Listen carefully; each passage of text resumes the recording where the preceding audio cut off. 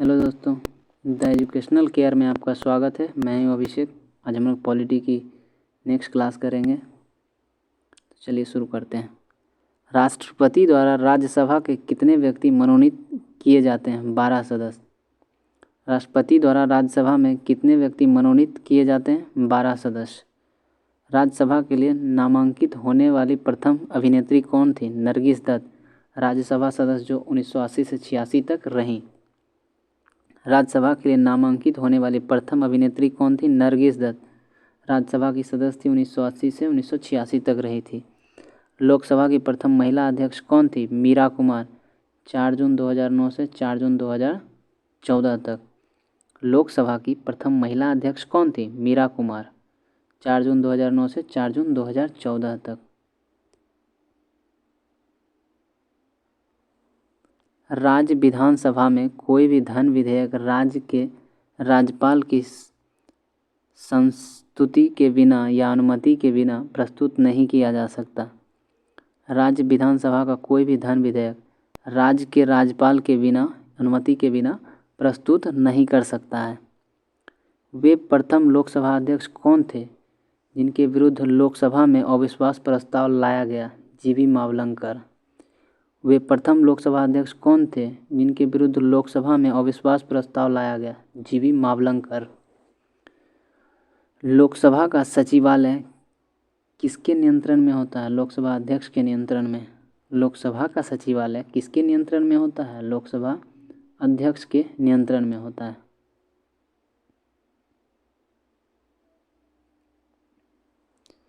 भारतीय राजनीतिक व्यवस्था में कौन सर्वोच्च होता है? संविधान। भारतीय राजनीतिक व्यवस्था में कौन सर्वोच्च है? संविधान। भारत की संचित निधि पर कौन सा व्यय भारित नहीं होता है? भारत के प्रधानमंत्री के वेतन और भत्ते। भारत की संचित निधि पर कौन सा व्यय भारित नहीं होता है? भारत के प्रधानमंत्री के वेतन एवं भत्ते। धन विधेयक संसद के किस सदन में पुनर्स्थापित किया जाता है? केवल लोकसभा में। धन विधेयक संसद के किस सदन में पुनर्स्थापित किया जाता है? केवल लोकसभा में। धन विधेयक राज्य विधानमंडल के किस सदन में प्रस्तुत किया जा सकता है? केवल विधानसभा में। धन विधेयक राज्य विधानमंडल के किन सदन में प्रस्तुत किया जा सकता है? केवल विधानसभा में। बजट की रूपरेखा किस विभाग के द्वारा तैयार की जाती है? आर्थिक कार्य विभाग के द्वारा। बजट की रूपरेखा किस विभाग में तैयार की जाती है? किस विभाग के द्वारा तैयार की जाती है? आर्थिक कार्य विभाग के द्वारा।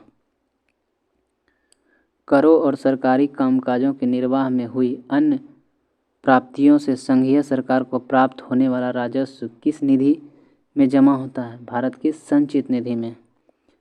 करों और सरकारी कामकाज में निर्वाह में हुई अन्य प्राप्तियों के संघीय सरकार को प्राप्त होने वाले राजस्व किस निधि में जमा होते हैं? भारत के संचित निधि में।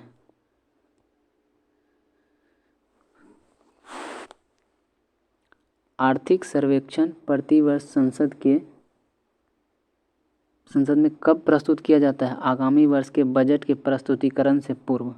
आर्थिक सर्वेक्षण प्रतिवर्ष संसद में कब प्रस्तुत किया जाता है? आगामी वर्ष के बजट के प्रस्तुतिकरण से पूर्व। कोई विधेयक धन विधेयक है अथवा नहीं, इसका निर्णय कौन करता है? लोकसभा अध्यक्ष। कोई विधेयक धन विधेयक है या नहीं, इसका निर्णय कौन करता है? लोकसभा अध्यक्ष करता है। भारत की संचित निधि से धन निकालने के लिए संसद का अनुमोदन अनिवार्य है। भारत की संचित निधि से धन निकालने के लिए संसद का अनुमोदन अनिवार्य है।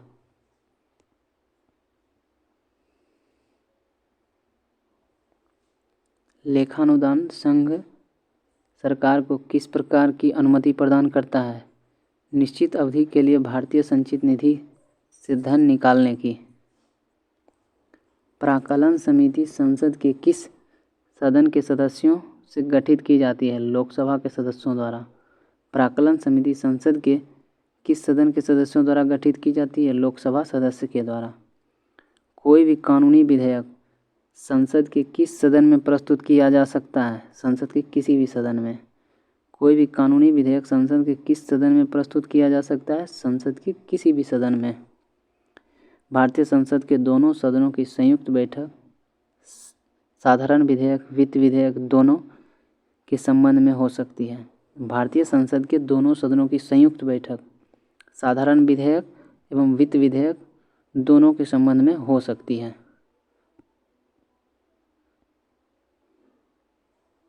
संसद के 2 सत्रों के मध्य अधिकाधिक अंतराल कितना होना चाहिए? 6 माह का।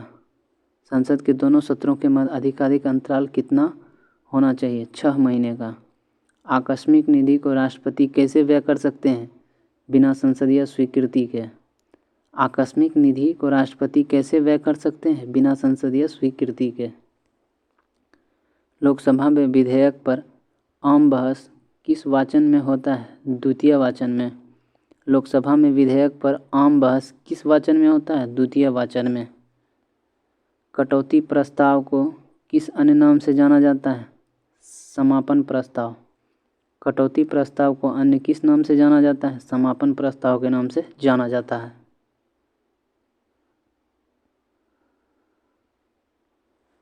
यदि कोई धन विधेयक लोकसभा द्वारा स्वीकृत कर दिया जाए तो राज्यसभा इसे अधिक से अधिक कितनी अवधि तक रोक सकता है? 14 दिन तक।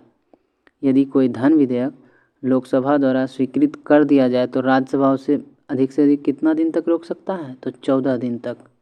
यदि वार्षिक संघीय बजट लोकसभा द्वारा पारित न हो तो प्रधानमंत्री अपनी मंत्रिपरिषद सहित त्यागपत्र दे देता है।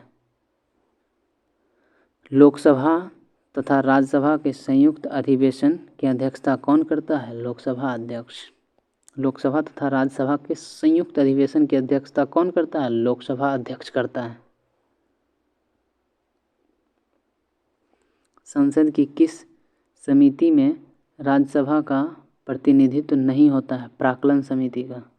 संसद की किस समिति में राज्यसभा का प्रतिनिधित्व नहीं होता है? प्राक्कलन समिति का। अंतर्राष्ट्रीय संधियों को भारत के किसी भाग अथवा संपूर्ण भारत में लागू करने के लिए संसद कोई भी कानून बना सकती है बिना किसी राज्य की सहमति से। अंतर्राष्ट्रीय संधियों को भारत के किसी भी भाग अथवा संपूर्ण भारत में लागू करने के लिए संसद कोई भी कानून बना सकता है बिना किसी राज्य की सहमति से। संसद की लोकलेखा समिति का प्रमुख कार्य शासन के वित्तीय लेखा एवं विनिमय नियंत्रक महालेखा परीक्षक की रिपोर्ट का परीक्षण करना है। भारतीय संसद किसके माध्यम से प्रशासन पर नियंत्रण करता है? संसदीय समितियों के माध्यम से। भारतीय संसद किसके माध्यम से प्रशासन पर नियंत्रण करती है? संसदीय समितियों के माध्यम से। वर्तमान में राज्यसभा में 245 सदस्य हैं, जिनमें से 225 सदस्य राज्य एवं 8 सदस्य संघ राज्य क्षेत्र से चुनकर आते हैं। 12 सदस्य राष्ट्रपति द्वारा मनोनीत किए जाते हैं। सरकार द्वारा लोकसभा में अपना बहुमत सिद्ध करने के लिए कौन सा प्रस्ताव रखा जाता है? विश्वास प्रस्ताव। सरकार द्वारा लोकसभा में अपना बहुमत सिद्ध करने के लिए कौन सा प्रस्ताव रखा जाता है? विश्वास प्रस्ताव।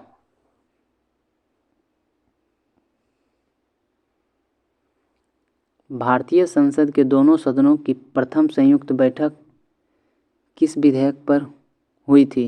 दहेज उन्मूलन विधेयक पर, वर्ष 1961 में।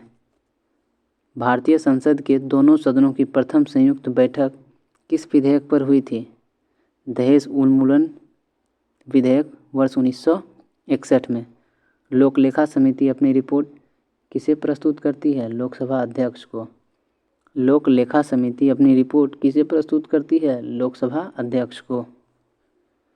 संसद में लोकलेखा समिति के अध्यक्ष की नियुक्ति किसके द्वारा की जाती है? लोकसभा अध्यक्ष के द्वारा। संसद में लोकलेखा समिति के अध्यक्ष की नियुक्ति किसके द्वारा की जाती है? लोकसभा अध्यक्ष के द्वारा। संसद विधानसभा के किसी भी सदस्य की सदस्यता तब समाप्त समझी जाती है जब वह सदन को सूचित किए बिना लगातार 60 दिन तक अनुपस्थित रहता है। संसद विधानसभा किसी भी सदस्य की सदस्यता तब समाप्त समझी जाती है जब वह संसद को बिना सूचना के 60 दिन तक लगातार अनुपस्थित रहता है। संसद राज्य सूची के किसी विषय पर कानून कब बना सकती है? यदि राज्यसभा ऐसा संकल्प पारित करती है तब। संसद राज्य सूची के किसी विषय पर कानून कब बना सकती है? यदि राज्यसभा ऐसा संकल्प पारित करती है तब। किसी मंत्री के विरुद्ध विशेषाधिकार प्रस्ताव कब लाया जा सकता है? जब वह मंत्री किसी मामले में तथ्यों को रोकता है या तथ्यों को गलत वर्णित करता है।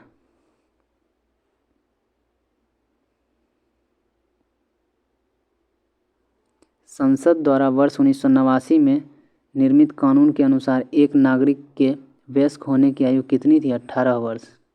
संसद द्वारा 1989 में निर्मित कानून के अनुसार एक नागरिक के वयस्क होने की आयु कितनी थी? 18 वर्ष। लोकसभा में शून्यकाल की अवधि अधिक से अधिक कितना हो सकती है? 1 घंटा। लोकसभा में शून्यकाल की अवधि लगभग अधिक से अधिक कितनी हो सकती है? 1 घंटा। संसद में स्थगन प्रस्ताव लाने का उद्देश्य सार्वजनिक महत्व के अतिआवश्यक मुद्दों पर बहस करना है। संसद में स्थगन प्रस्ताव लाने का उद्देश्य सार्वजनिक महत्व के अतिआवश्यक मुद्दों पर बहस करना है। भारतीय संसद की संप्रभुता किसके द्वारा प्रतिबंधित है? न्यायिक समीक्षा से। भारतीय संसद की संप्रभुता किसके द्वारा प्रतिबंधित है? न्यायिक समीक्षा से। संसदीय व्यवस्था में शून्यकाल किस देश की देन है? भारत की। संसदीय व्यवस्था में शून्यकाल किस देश की देन है? भारत की। संसद की कार्यवाही का प्रथम घंटा क्या कहलाता है? प्रश्नकाल। संसद की कार्यवाही का प्रथम घंटा क्या कहलाता है? प्रश्नकाल। उच्चतम न्यायालय के अधिकार क्षेत्र को बढ़ाने का अधिकार किसके पास है? संसद को। उच्चतम न्यायालय के अधिकार क्षेत्र को बढ़ाने का अधिकार किसके पास है? तो संसद के पास। भारत के सर्वोच्च न्यायालय की स्थापना कब हुई थी? 28 जनवरी 1950 को। भारत के सर्वोच्च न्यायालय की स्थापना कब हुई थी? 28 जनवरी 1950 को। भारत के सर्वोच्च न्यायालय के कार्यवाहक मुख्य न्यायाधीश की नियुक्ति कौन करता है? राष्ट्रपति। भारत के सर्वोच्च न्यायालय के कार्यवाहक प्रमुख न्यायाधीशों की नियुक्ति कौन करता है? राष्ट्रपति। सर्वोच्च न्यायालय के मुख्य न्यायाधीश सहित कुल कितने न्यायाधीश हो सकते हैं? 34। सर्वोच्च न्यायालय के मुख्य न्यायाधीश सहित कुल कितने न्यायाधीश हो सकते हैं? 34।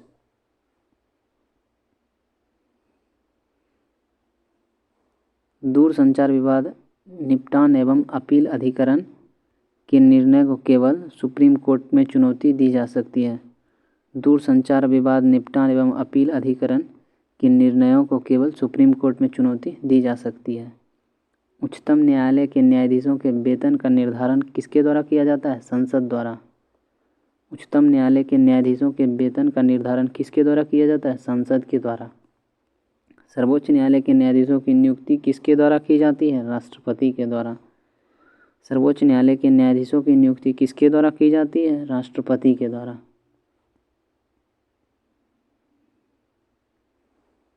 उच्चतम न्यायालयों के न्यायाधीशों की संख्या में वृद्धि करने की शक्ति किससे प्राप्त है? संसद को। उच्चतम न्यायालय के न्यायाधीशों की संख्या में वृद्धि करने की शक्ति किससे प्राप्त है? तो संसद को। उच्चतम न्यायालय के न्यायाधीश किस प्रक्रिया के द्वारा हटाए जा सकते हैं? राष्ट्रपति के द्वारा संसद की अनुशंसा पर। उच्चतम न्यायालय के न्यायाधीश किस प्रक्रिया के द्वारा हटाए जा सकते हैं? राष्ट्रपति के द्वारा संसद की अनुशंसा पर। सेवानिवृत्ति के पश्चात सर्वोच्च न्यायालय के न्यायाधीश किसी भी न्यायालय में वकालत नहीं कर सकते हैं। सेवानिवृत्ति के पश्चात सर्वोच्च न्यायालय के न्यायाधीश किसी भी न्यायालय में वकालत नहीं कर सकते हैं।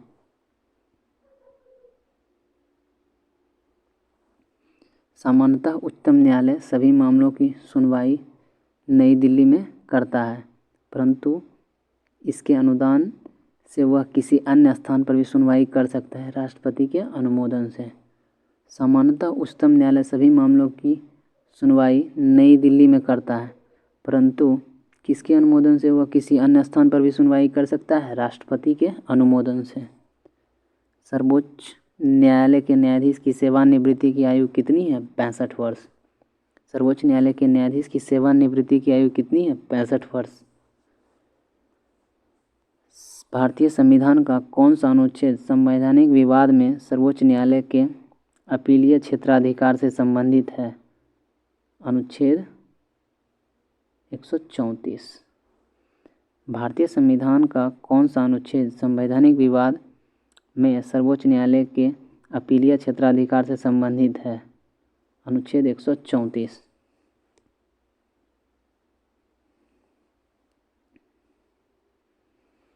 उच्चतम न्यायालय में संविधान के निर्वाचन से संबंधित मामलों की सुनवाई करने के लिए न्यायाधीश की संख्या कम से कम कितनी होनी चाहिए? 5। उच्चतम न्यायालय में संविधान के निर्वाचन से संबंधित मामलों की सुनवाई करने के लिए न्यायाधीश की संख्या कितनी होनी चाहिए? कम से कम 5।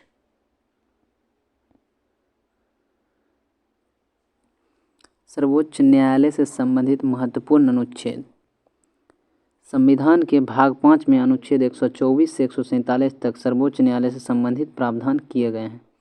संविधान के भाग 5 में अनुच्छेद 124 से 147 तक सर्वोच्च न्यायालय से संबंधित प्रावधान किए गए हैं। अनुच्छेद 124 में सर्वोच्च न्यायालय की स्थापना एवं गठन संबंधी प्रावधान है। अनुच्छेद 124 में सर्वोच्च न्यायालय की स्थापना एवं गठन संबंधी प्रावधान है। अनुच्छेद 126 के अंतर्गत कार्यकारी मुख्य न्यायाधीश की नियुक्ति की जाती है। अनुच्छेद 126 के अंतर्गत कार्यकारी मुख्य न्यायाधीश की नियुक्ति की जाती है।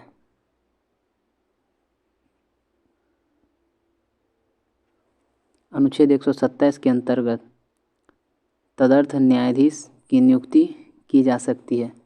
अनुच्छेद 127 के अंतर्गत तदर्थ न्यायाधीश एडहॉक जज की नियुक्ति की जा सकती है। अनुच्छेद 128 के अंतर्गत सेवानिवृत्त न्यायाधीशों को भी सर्वोच्च न्यायालय की बैठकों में उपस्थित होने के लिए बुलाया जा सकता है। अनुच्छेद 128 के अंतर्गत सेवानिवृत्त न्यायाधीशों को भी सर्वोच्च न्यायालय की बैठकों में उपस्थित होने के लिए बुलाया जा सकता है। अनुच्छेद 129 उच्चतम न्यायालय को अभिलेख न्यायालय घोषित करता है। अनुच्छेद 129 उच्चतम न्यायालय को अभिलेख न्यायालय घोषित करता है। अनुच्छेद 130 उच्चतम न्यायालय का स्थान निर्धारित करने का मुख्य न्यायाधीश की शक्ति। अनुच्छेद 130 उच्चतम न्यायालय का स्थान निर्धारित करने की मुख्य न्यायाधीश की शक्ति। अनुच्छेद 131 में उच्चतम न्यायालय की आरंभिक या मूल आधिकारिक का वर्णन है। अनुच्छेद 131 में उच्चतम न्यायालय की आकस्मिक या मूल आधिकारिकता का विवरण है। अनुच्छेद 136 में अपील के लिए उच्चतम न्यायालय की विशेष अनुमति का प्रावधान है।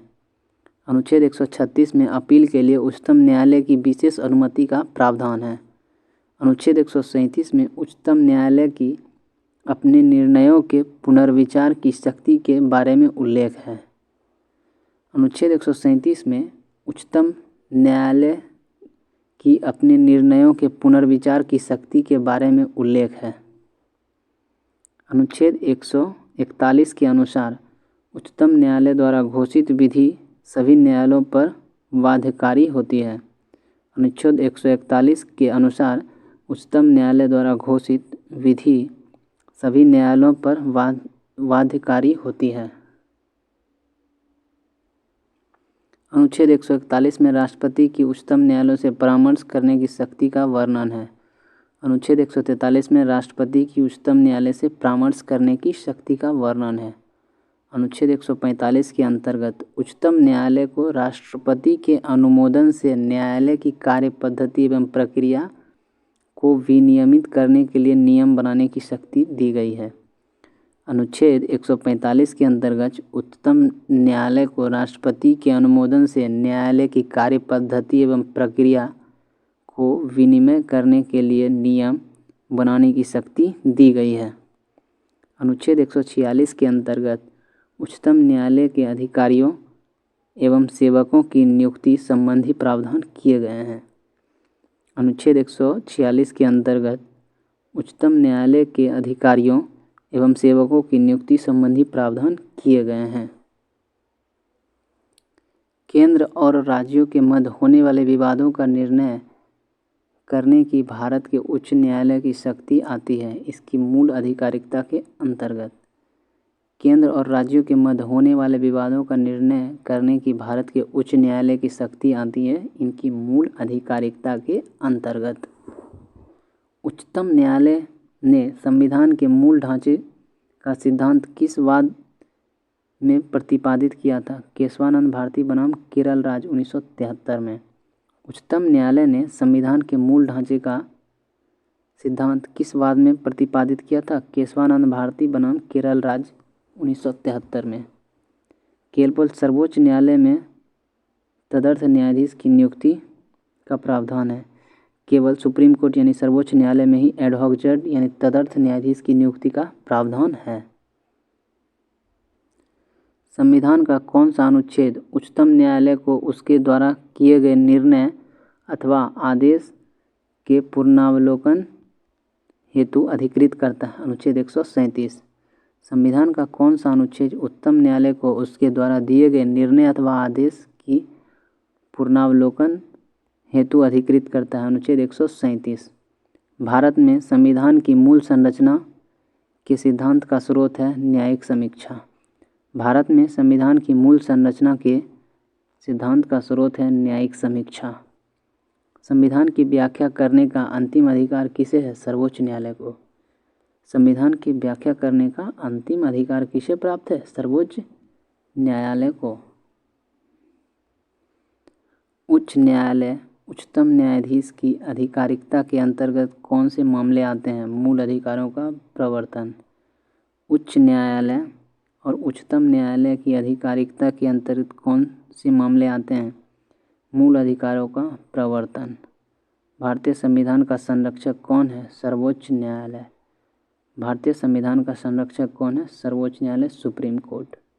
आज के लिए इतना ही, मिलते हैं नेक्स्ट वीडियो में। धन्यवाद।